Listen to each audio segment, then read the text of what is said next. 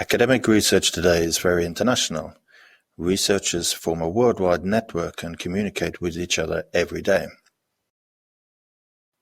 There is no clear definition of when communication becomes intercultural.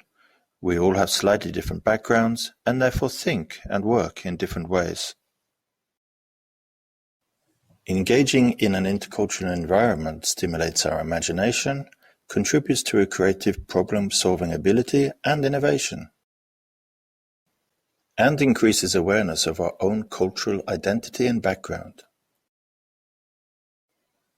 We do not normally think about our own culture. We just consider our values, customs, and ways of communicating as being normal.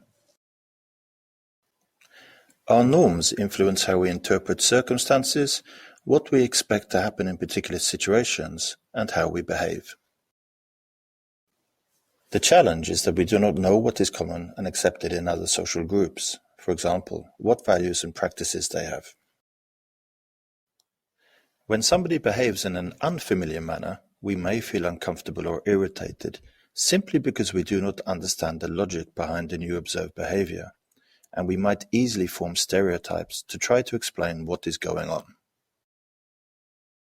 The human brain often simplifies new information in order to help us categorize things and cope in a complex world. However, when our view of another social group, country, or nationality becomes oversimplified by the use of stereotypes, we might make inaccurate conclusions and end up categorizing people based on skin color, ethnicity, gender, or sexual orientation, which can lead to racism and discrimination. When we recognize only one aspect of an individual, we do not necessarily see their full potential and how they might contribute to a situation. All people are complex individuals with their own personalities and temperaments. Moreover, many of us have lived in different areas, socio-economic and ethnic groups, and have participated in different academic and scientific subcultures. In a research group, people work together towards common goals, often for limited time, and adapt to some degree in order to create a good, well-functioning working environment.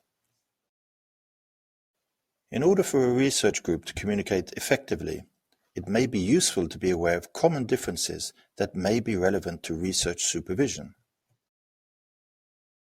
Ways of expressing hierarchy vary greatly between academic institutions.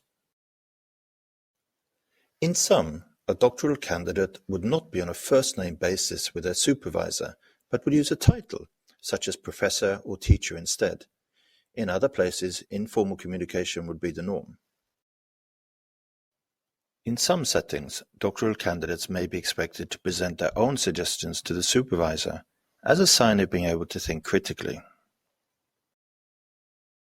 In contrast, disagreeing with the supervisor might be considered disrespectful, and doctoral candidates would, instead, expect to receive clear instructions. In addition, physical and emotional distance to other people varies greatly between cultures, which may affect one's own sense of belonging. People of different genders also approach each other in different ways, based on their cultural norms and practices. It can be a challenge to understand another culture. Here are some strategies that may be helpful for successful research supervision. Do not assume you know. You cannot truly understand another culture without interacting with it, and even advanced knowledge is often not enough for a successful interaction because every individual is different. Be curious. Ask questions and use simple language during communication. Does something seem weird? Look a second time and ask someone else's opinion. It will help you to look at the situation from another perspective and should allow you to understand it better. As a supervisor of an international doctoral candidate, you may be their only real contact with the new environment. Pay extra attention to how you might be able to help them find their place, to feel at home, and to function well in their new working environment. Some doctoral candidates are affected by difficult social or financial situations which may influence their choices, ways of working, and interacting with other people. So reflect over your doctoral candidate's whole situation, paying attention to the resources they have available. What prior knowledge and skills do they have, and what will they need in order to be supported to learn? Deal with uncomfortable situations as they arise. Do not wait until they get worse. You do not have to be perfect. We all make mistakes. You might not solve it in the way you have planned, but this is part of your professional development.